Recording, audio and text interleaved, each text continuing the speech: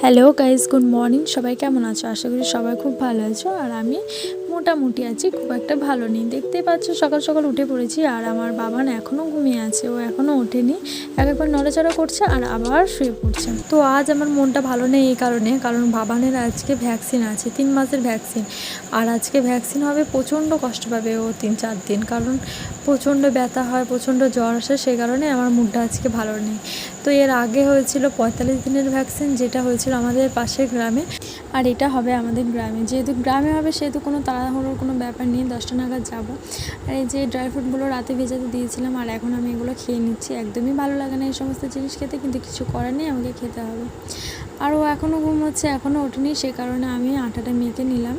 এই যে আমার মাখা কমপ্লিট। আর এই যে ও উঠেও পড়েছে, তো ওকে একটু ফ্রেশ করিয়ে নেব আমি। সকাল সকাল ওকে একটু উঠে পড়লে একটু ফ্রেশ করিয়ে দিই। তারপর এই যে ওর ফাইনাল লুক, এটা দেখতেই